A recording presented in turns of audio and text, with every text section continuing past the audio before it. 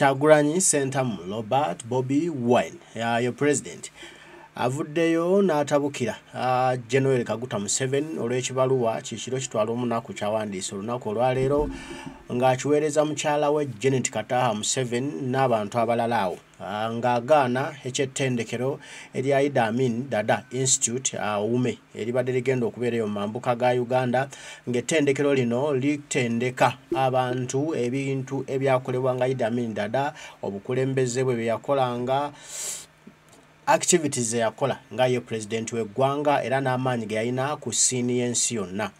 Ebbaluwa eno Museveni agamba Idi Amin Dada yali mutemu fuge era mbu yatta abantu bangi nnyo n'olwekyo tagwanidde kubanga aweebwa priority erinnya lye okusigala nga likyayogerwako mu Uganda era erinnya lye okuzimbibwamu essomero ly'ekikanga ekyo mbu nno kuba kuli mu bannayuganda lukwe ng'ate Idi Amin yatta abantu baabwe bangi. Museveni agamba nti Idi Amin Dada yatta Saabalamuzi fena gwe tumanyi obulungi Benikito Kiwanuka mbuno ye yamutta era mbu Idi Amin Dada yatta abalango n'abakyoli bali mu ggye lya Mitono Bote mbu bano yabattira mbalala eyo era mbu Idi Amin Dada omusango Museveni gwamuvunaana. Idi Amin Dada yatwala obukulembeze bw'ensi bwa pulezidenti w'eggwanga Uganda mu bumenyi bw'amateeka ng'ajjako gavumenti eyali mu mateeka. Awo nno ogenda kuseka nzije wa Kyagulanyi mbu Idi Amin Dada gavumenti yaliwo bumenyi bw'amateeka n'ekyo tasaanidde kugulwamu ssomero omuntu yali omumenyi w'amateeka ng'akulembera eggwanga nga yajjako gavumenti yali mu mateeka eya Milton Opeto era mbu obutemu bwa Idi Amin Dada yaddira natta abasibe abali mu kkomera wali ku nsalo ya Uganda ne Tanzania Mutukula era mbu yatta Benikito Kiwanuka mugugambye Saabalamuzi yatta omukulu Batalingaya wamu natta ne mukyala we era n'abantu abalala bangi Idi Amin Dada be yatta. Bunolwekyo olw'ettemu eryo olw'obutemu obwo Idi Amin Dada bwe yakola ku bannayuganda Museveni tayinza kukkiriza kintu kyonna kiyitibwa ssomero nga lisomesa ku bya Idi Amin Dada kuggulawo mu Uganda ng'akyali pulezidenti era mbu Idi Amin Dada yayavuwaza eggwanga lya Uganda eryandibadde gaggafuge mbu bwe yagoba abayimbi abaali bakolera kuno bizinensi zaabwe ne batawuka kulatondeka nnyuma ne bagenda bagaggawaza eggwanga lya Bungereza ne bagaggawaza n'eggwanga lya Canada mbu yandibadde Uganda ye yakulaakulana bw'etyo naye olw'omutima omubi Idi Amin Dada gwe yalina ku ggwanga lya Uganda mbu y'ensonga lwaki Uganda njavu n'okutuuka olunaku olwaleero. Kati kye neebuuza nti Idi Amin Dada yafuga emyaka 9 General Museveni yakafuga emyaka 37 almost. Eggwanga Uganda abayindi baakomawo takakulaakulana yennaku mmeka oba onookinziramu ekyo kibuuzo. Enne kusaba kuno kubadde kuweereddwayo yali omubaka w'ekitundu ekya Obongi County mu nakibiina kya Forum for Democratic Change nga ono ye mukulu Fangaru Caps Hassan Fangaru Caps Hassan yabadde awadde okusaba kuno mu ministry y'ebyenjigiriza ya ggwanga Uganda nga yagala Idi Amin Dada abbulwemu essomero eyo mu mambuka g'eggwanga Uganda. Essomero eryo libbulwemu Idi Amin ate alisomese abantu ebyali bikolebwa Idi Amin Dada bwe yali nga mukulembeze wa ggwanga Uganda wano e Kampala Kyaddondo. Kati n'ebyo bitabudde generali wa kuno Yoweri Kaguta Museveni n'agamba mumumanyira mutya mumuleetako mutya Idi Amin lwaki mumuleeta akamanyira akajanja mbu ye tayinza kukkiriza Idi Amin Dada afuge ng'ate mufu. Yafuga wali mbu yatwala obukulembeze mbumenyi bw'amateeka bwe yawamba pulezidenti yaliko Milton Opeto Bote Kijambiya n'amuggyako ye n'abeera mukulembeze mu bumenyi bw'amateeka mbu n'olwekyo ye Museveni takolagana bamenyi b'amateeka ate abatemu. Kati nno wano wendeese waliwo faya muliro nkugambye Kyagulanyi Sentamu Robert Bobi Wine addizza Museveni amwanukudde kwe ebbaluwa gyansoso kuyitiramu eya Idi Amin dada ebadde esaba essomero libbulemu erinnya lye era essomero libeere nga lisomesa abaana ne bannayuganda n'ensi yonna nga lisomesa ku byafaayo bya Idi Amin dada. Awo Museveni alumiddewo ejjiiko kati nno Kyagulanyi n'aleeta fireborn fire. Wulira omukulembeze awandiise lujungute ngenda dde okuyitiramu ng'ate bwe ndukugandawaliza otegeere ekigambo kino nti nno Kyagulanyi si mmere kulya. Akubye Museveni omupiira guli gwe bayita knockout amukube kwi nange teguntwaliramu. Agambye the irony, dictator Museveni castigates Idi Amin dada for taking over power unconstitutionally. Mu bumenyi bw'amateeka nti nakyemalira omumenyi w'amateeka omutemu wa kuno omussi wa kuno omubbi wa kuno General Kaguta Museveni alumiriza Idi Amin dada okutwala obukulembeze bw'eggwanga Uganda mu bumenyi bw'amateeka. N'agenda maaso agamba, of course the hypocrite in him hasn't forgotten that he himself seized the power unconstitutionally after leading a war that killed close to 1 million of our people. Since then, he has organized the sham elections at every turn to illegally keep himself in power.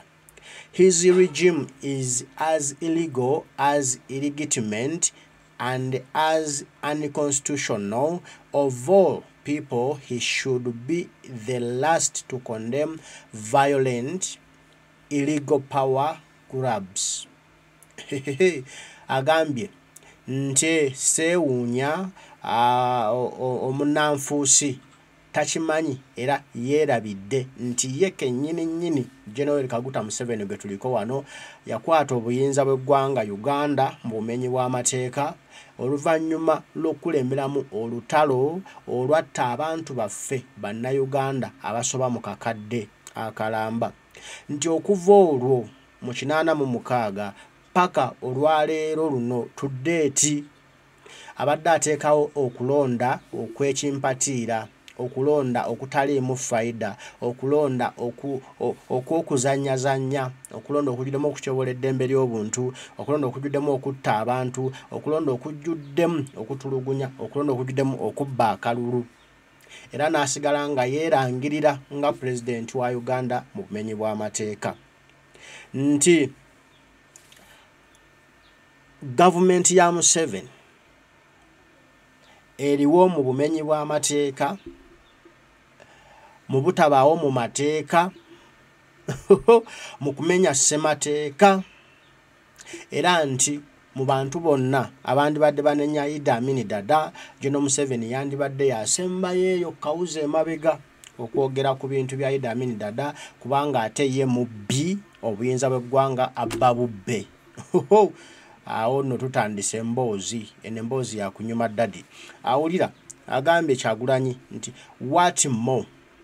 what atrocities or crimes did Idi Amin commit that Museveni hasn't committed even with even more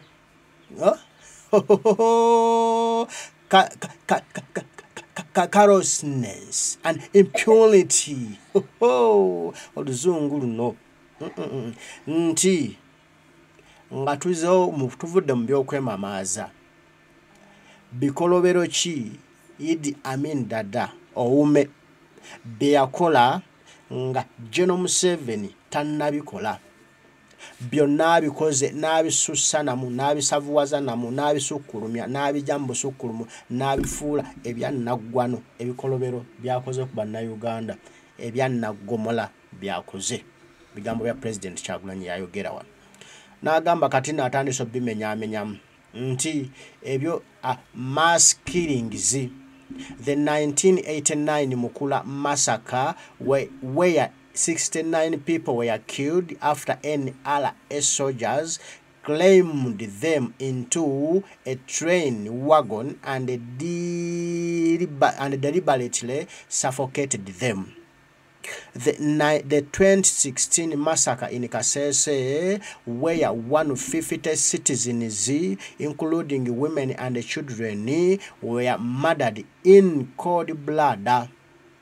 The November 2020 massacre on the streets of Kampala and other parts of Uganda, where over 100 unnamed citizens were shot dead.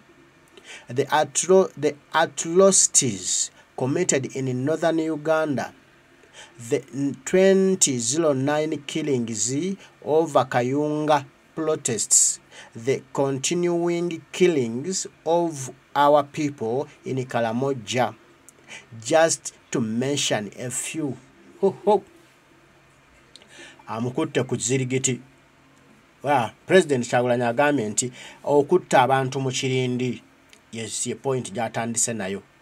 Nti Museveni assa abantu mu kirindi emirundi mingi n'amenya. Nti mu mwaka gwa 1989 eri mu kino ekimanyiddwa nga Mukula, Museveni yatta abantu 69. Abasirikale be yatuma bwe bakwata abantu abo ne babasibira mu kigaali kya train oba kyeggaali y'omukka ne babamalako empewo y'okussa nga tebalina oxygen ne baziba buli katuli akaali ku kigaali ky'omukka ne bakaziba, abantu ne bafiira munda olw'obutaba na oxygen. Mutemu kyasinga oyo. N'agamba mu mwaka gwa 2016 ekitta abantu ekyali e Kasese ew'omusinga mu Bwakabaka bwa Rwenzululu, abantu 150 n'okusukkamu battibwa, omwali abakyala n'abaana, abaami, abakadde n'abavunyuka, bonna baali omwo battibwa mu bitaba by'omusaayi. N'agamba nti ate mu mwaka gwa 2020 mu mwezi ogw'Ekumi ekitta abantu ekyali wano mu kibuga Kampala ku nguudo okwetooloola 18-19 lwe baakwata Kyagulanyi eruuka, mubijjukidde bulungi. Abantu abasoba mu 10 be battibwa abataalina musango wadde n'akamu. Ekyo kye kitemu kya Museveni kye tuliko. N'agamba ate Kyagulanyi gwe ngamba nti waliwo ettemu eggenderere eyo mu mambuka ga Uganda erigenda mu maaso n'okutuusa olwaleero. Atugambye nti mu mwaka gwa 2009 waliwo ekitta bantu wano mu Uganda. Abaganda bwe beekalakaasa nga Museveni azanyira kabaka waabwe mbutagiza n'agenda e Kayunga, abantu bangi Museveni be yatta, nabo Idi Amin Dadaye yabatowume. Ayongeddeko n'agamba nti n'okutuusa olwaleero Karamoja eyo abantu b'e Karamoja bali mu kuttibwa bagobwa ku ttaka lye babbiwaako ente zaabwe, ng'abatta si mulala ya Generali Yoweri Kaguta Museveni. Abo nno bemmenyeeko batono, n'abalala bangi batta era basse. Omusajja yasuza amuleetera bomu, eno bomu nkambwe. Wulira gwe agambye in his letter Museveni, katuze ku bbaluwa ya Museveni wali ng'awandiika ebigambo bye, kati President Kyagulanyi atujjukizaamu mu byasinziddeko okwanukula Museveni to. Agambye in his letter Museveni mentions some prominent people killed under the Amin regime. Although for Amin there have been some contestations with some people even claiming that our present rulers were behind some of the killings in order to soil the image of the regimes of the day.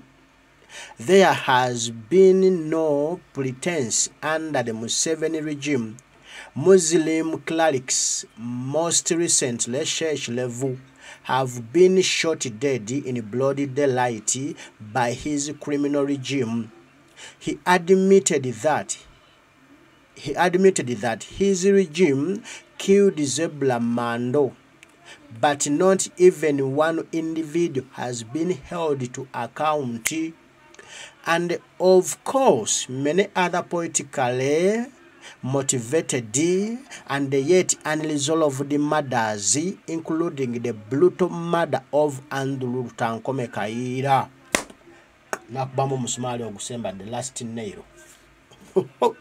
Ujira gwo mukulembeze Kyagulanyi agambye nti mu bbaluwa Generali Museveniito Gyawandiise ng'agaana okukkiriza essomero lya Idi Amin Dada.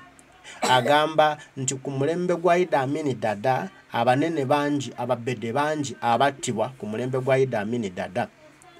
N'agamba nti wadde Museveni ayogera ebyo naye ate buli muntu ali mukubuusabuusa oba buli muntu ali mukwebewaako obujulizi bo bennyini mu gavumenti ya Museveni.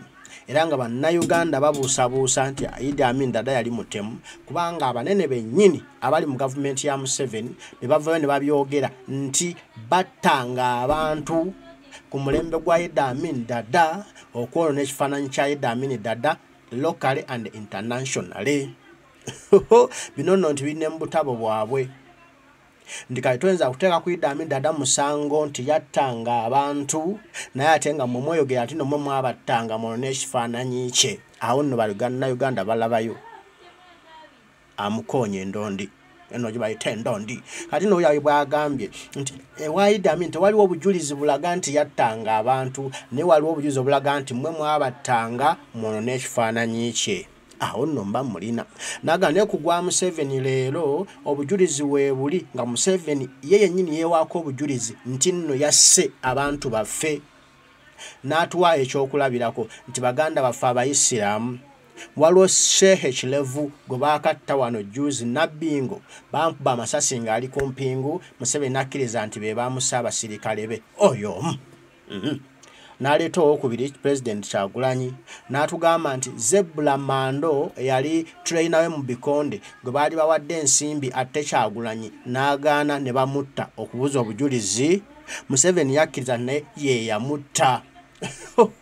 Ono mwana Kyagulanyi akuba endondi. Era nti okuva Zebula Mando lwe yattibwa Museveni n'akkiriza ne Shehe Kirevu tewali bantu baali bakwatiddwa okuvunaanibwa olw'ebyo ebikolobero bye baakola nga batumiddwa Museveni. N'agamba nti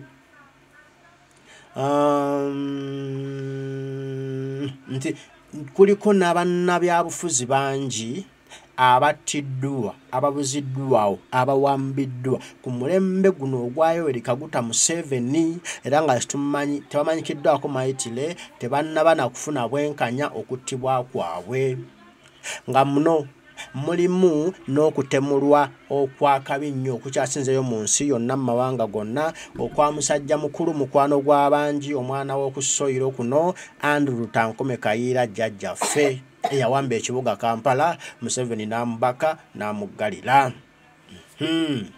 Awo no tugenze maaso ensonga ey'okubiri gye tuliko Pulezidenti wadde ensonga ziwerawerako negenda kuziyitaayitamu olukwakwayo olusofuti olugirigiri.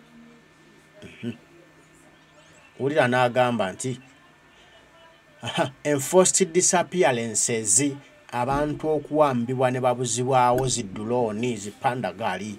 Agambye nti Museveni reportedly castigated Amin and other past regimes for pandagaali and kidnaps, but what has he done? Replaced those trucks ezaaliwo ku mirembe gy'abali with minivan drones which his operatives use to abduct citizens on a daily basis, keep them in filthy dungeons, subject them to untold torture, and in some cases rape them. The families of John Bosco Chibalama, Damulira Johnny, Kanata Muhammada, Mbabazi Moses, Kawenja, Nalumoso Vincent, Sempija Yuda, etc. are still demanding for their people who were picked up in drones 3 or 4 years ago. Where does he get the audacity to condemn Amin for the very things he does with so much delight? How many Ugandans are rotting in military and civil prisons, subjected to military trials for simply opposing his regime of blood? President Gyawandiise okuwambibwa kw'abantu nti Museveni avudde ebbanga ddene emirundi mingi n'avumirira gavumenti ezaavaako nga bwe zaalimu ekiwamba abantu ekyali kisusse, n'ategeeza nti olwaliro lwennyini ekyo ekiwamba abantu ekyaliwo mu mirembe egyo n'olwaliro weekiri. Just Museveni yakyusa takyaleka biroole kuwambira ku biroole, kati awambira mu minibus emanyiddwa nga drone, era mwawambidde abantu baffe n'ababuzaawo ne tebatamanyikiddwako mayitire. Era nga muno tulinamu ekyokulabirako ekya John Bosco Kibalama eyabuzibwawo tamanyikiddwako mayitire, Damulira John tamanyikiddwako mayitire, Kanatta Muhammadi tamanyikiddwako mayitire, Mbabazi Moses Kawanja tamanyikiddwako mayitire, Nalumoso Vincent tamanyikiddwako mayitire, Sempijja Yuda tamanyikiddwako mayitire, n'abalala bangi bakyanoonyezebwa tamanyikiddwako mayitire, n'abo abatwalibwa era abali mu kuvunaanibwa mu kkooti z'amagye ne mu kkooti eza bulijjo awatali musango, ng'omusango ogubavunaanwa guli gumu gwa kuwagira nkyukakyuka, kuwagira Kyagulanyi Ssentamu Robert Bobi Wine, nga tebawagira Generaali Yoweri Kaguta Museveni to. Kati nowulira ekyokusatu agambye destruction of state institutions. Which institution hasn't Museveni deliberately destroyed? He has prided himself in appointing cadre judges to the judiciary and raided courts whenever they don't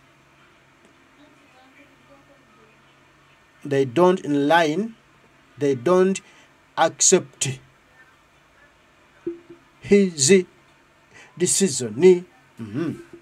He has reduced Parliament into the walking stick and at every turn ignored its resolutions whenever they are against his wish and command. He has raided Parliament not once with guns in order to ensure that he keeps in power at all costs. The capture has happened to every other institution, universities, the military, police, Bank of Uganda, Civil Aviation Authority, the Uganda Human Rights Commission, URA, UCC, etc. Holiday. Nti institution oba ebitongole bya gavumenti byonna Museveni abyonoonye n'abisaanyawo bwe barabata papa. Nti ebitongole byayonoonye bingi nga ekyobulamuzi ng'alonda bakkaada oba abawagizi ba NRM balonda n'abateeka mu kitongole ky'obulamuzi. Alumbye ekkooti bwe ziba nga wali okusala omusango nga kkooti tezikkiriziganya naye, alumbye naye w'abasirikale ba Black Mamba n'akola effujjo ejjitirivu.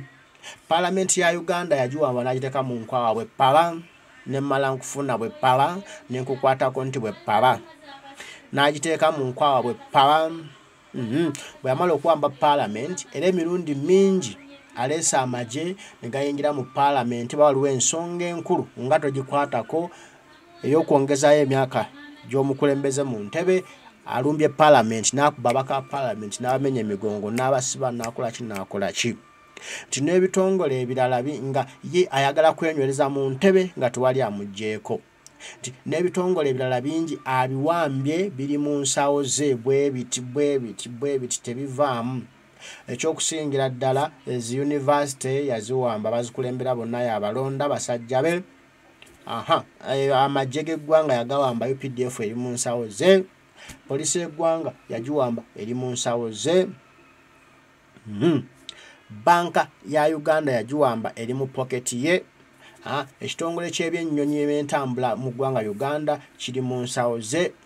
Ekitongole ky'eddembe ly'obuntu Uganda ekikulira Wangadya kiri mu nsawo ze. Bye basalawo mala bibagamba basalewo boogera ebyo. Ekitongole kya URA ekikuŋŋaanya ekisolooza omusolo kiri mu nsawo ze. Ekitongole ky'ebyempuliziganya kiri mu nsawo ze n'ebitongole ebirala bingi by'omanyi ne by'otomanyi biri mu nsawo za Generaali Yoweri Kaguta Museveni.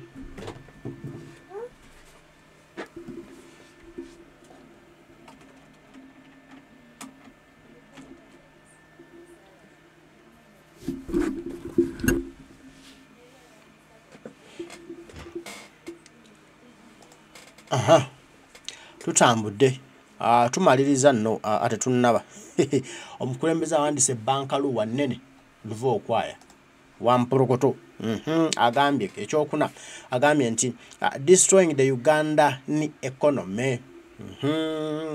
What is a national economy where natural resources and the most lucrative economic interests are ring-fenced for Museveni's family and his few colonies, where a small clique of those connected to power swim in luxury while the majority of the population live like paupers in their own country, where public assets were, in the name of privatization, taken over by the powerful, their resources plundered, and many of them run down, where ordinary citizens who are trying hard to survive and are overtaxed,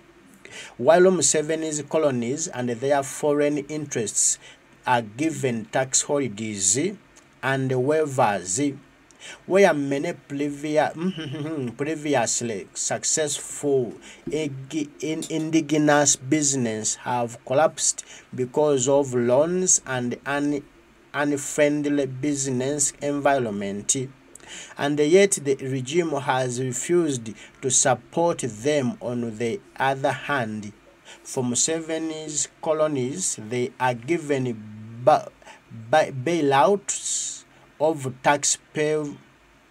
taxpayers' money in billions.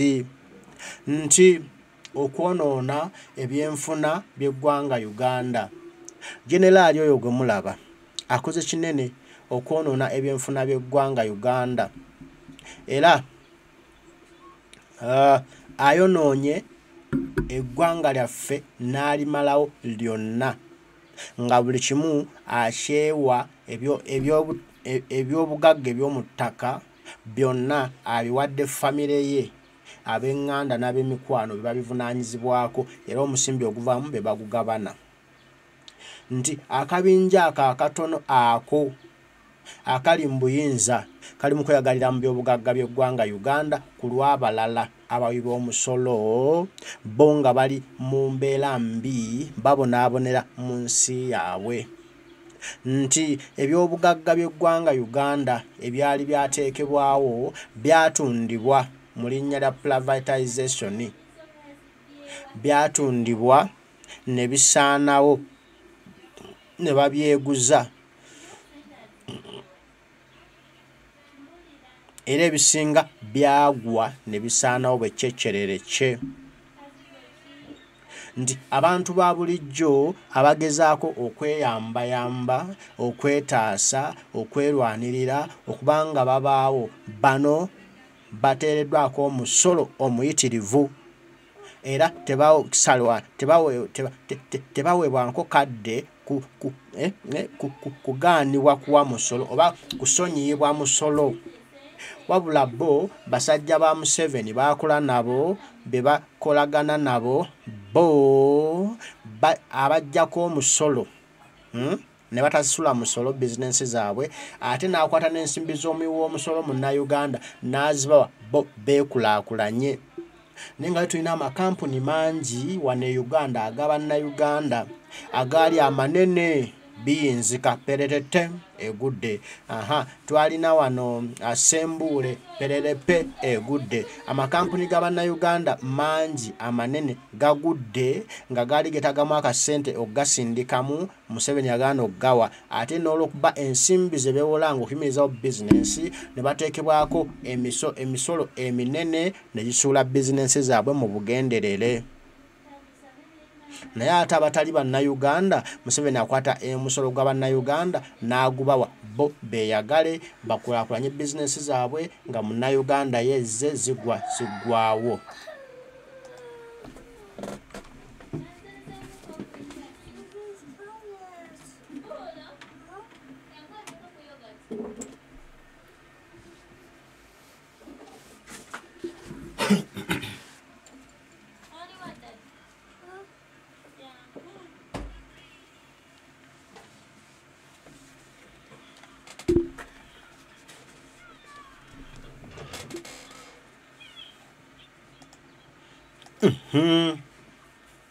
Tugenze katundu akokutaano Kyagulanyi Ssentamu Robert Bobi Wine nga abuulira mwami Museveni amazima agakaawa. Agambye nepotism, sectarianism and the misuse of power. We shall not delve so much into this. The very fact that Museveni's letter is addressed to his wife, who is his Minister for Education, speaks for itself, and yet he finds nothing wrong with his, nor does he get ashamed of it. We can go on and on. Those who have lived for some time in Uganda know that Museveni rules this country as if he is only a foreigner passing through. Nti okweyagaliza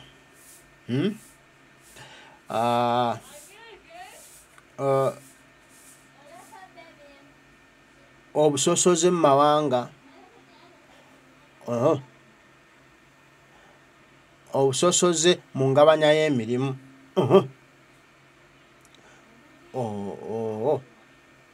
okutyoboola obuyinza nti bino tujja bigendamu nnyo ebya famire n'emikwano okuddira obukulembeze bw'eggwanga n'obuteeka mu famire ab'eŋŋanda n'emikwano nga be bakulembera be baganyulwa mu by'obugagga by'eggwanga. Tetujja kigendamu nnyo wala naye tulina ekyokulabirako nti bw'abanga Museveni ebbaluwa eno agiwandiikidde mukyala we nga ye minisita w'ebyenjigiriza kimala okukulaga nti obusosoze mu mawanga okweyagaliza okwesoosowaza okuddira obukulembeze bw'eggwanga okubuteeka mu mikono gya famire emu kyekiriwo be baana baliwo abantu abalala tebagasa oba mwasoma mmwe tebibakwatako ebyokulembera eggwanga binakuba bya famire emu kakiri kyako kamu awo omukulembeze n'akoonawo essira nti nti kitulaga bulazi eggwanga laffe bwe lyatwalibwa ka famire atono bwe kati bwe kalyesibyeko. Nitujja kugenda maaso nga twongera okuzibuka n'amaaso nti naye abaluddewo wano bakimanyi butereevu nti mwami Museveni okufuga eggwanga lino alifuga nga omugwira ali mu kuyitawo obuyisa agenda.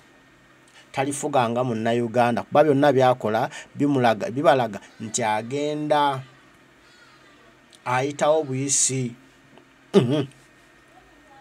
Ayongeddewo n'agamba nti as far as democracy and constitutionalism are concerned, Dictator Museveni will go down the slime drain of history as a scam. While he refers to the late Justice Order's Judicial Commission of Inquiry into the past regimes as inquiry into his own atrocities will make the past inquiries look like babies. Nti ebyafaayo okunoonyereza ku zi gavumenti ziri ezaayitako ebikolobero bye zaakola ate ekinaatuuka ku bikolobero ebikoleddwa gavumenti ye biri ebyanoonyezebwa ku zi gavumenti ziri bujja kuba butiriri butiiti butini butalinamu ku bikolobero ebikoleddwa gavumenti eno eyiye. N'agamba, over the past few years, I have seen several online polls asking Ugandans about the legacies of the past and present leaders, including Museveni and Amin.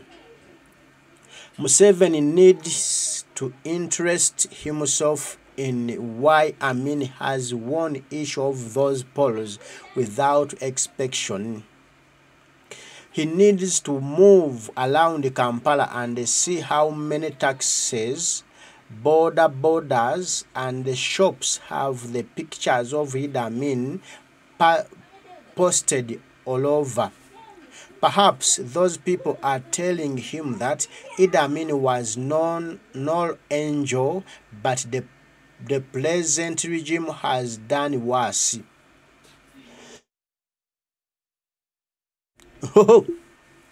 Olira gwe President agamba nti mu myaka egiyise azze alaba ku mitimbagano nga bateekako ebibuuzo ani asinga Museveni ne Idi Amin ng'abantu balonda Idi Amin buli kulonda era Museveni yandibadde yeebuuza lwaki abantu balonda Idi Amin era lwaki baagala nnyo Idi Amin.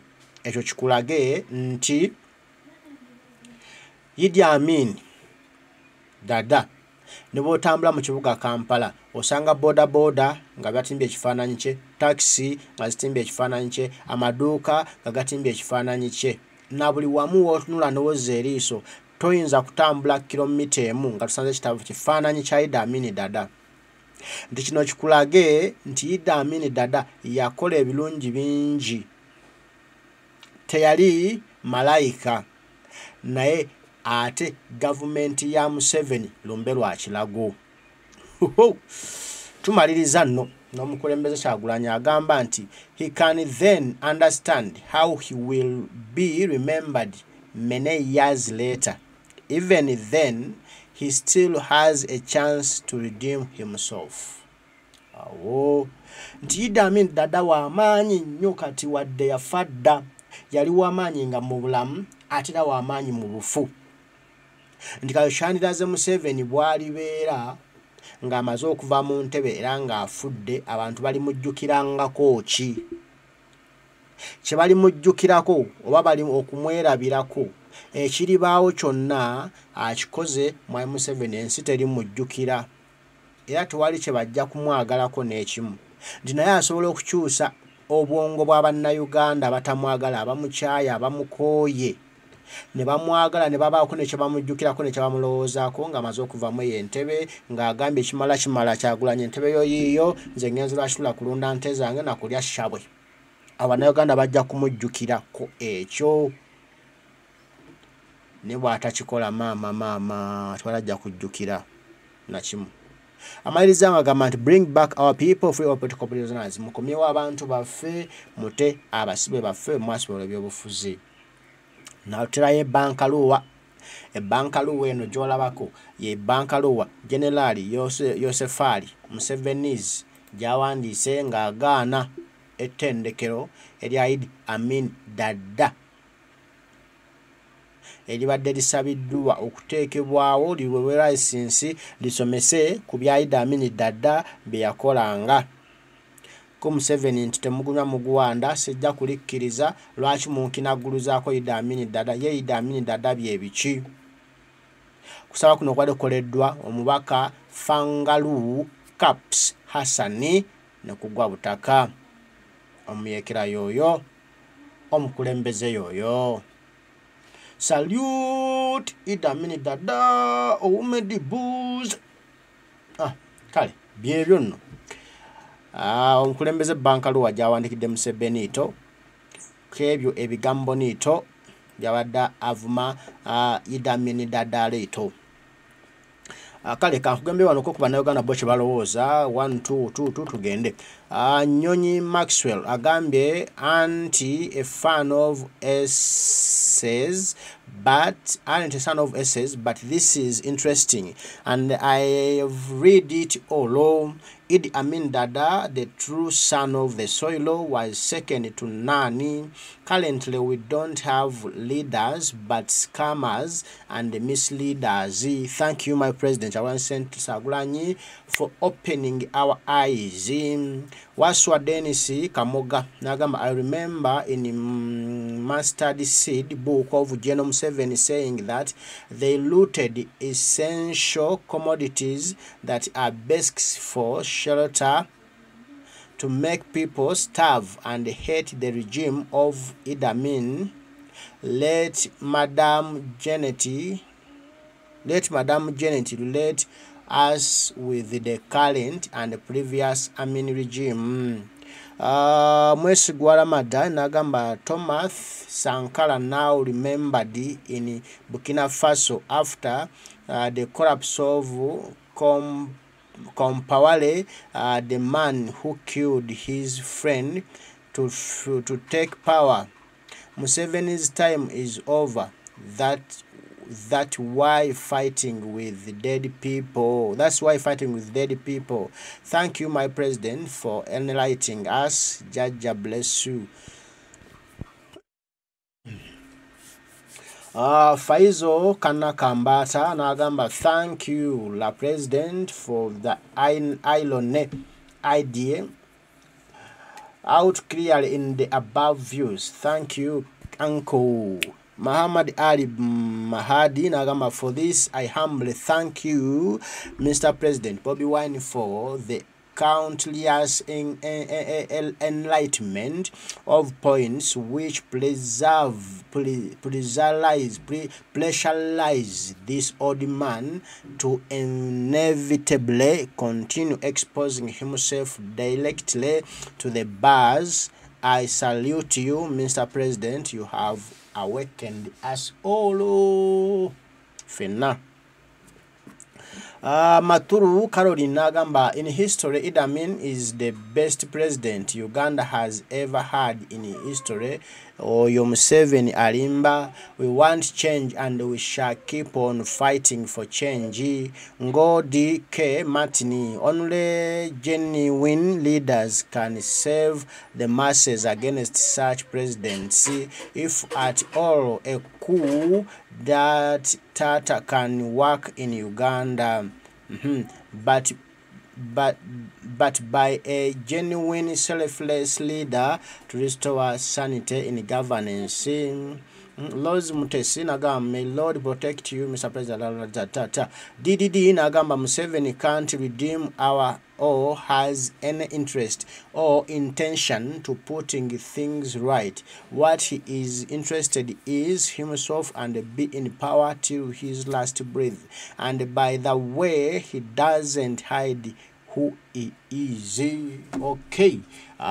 Bwebubaka obw'abana Uganda nabo bawadde obw'enjawulo eri omukulembeze Kyagulanyi Ssentamu Robert Bobi Wine ku bbaluwa enkambwe Gyawandiikidde General Kaguta Museveni nga amulungamya ku butemu bwe kufuga bbirye okusinga ku Lya Idi Amin dada lyakuliriza olw'okuba agaanye okuwa olukusa license essomero Lya Idi Amin dada litandika okusomesa bannansi ebirungi Idi Amin dada byakolera eggwanga lino n'ensi yonna.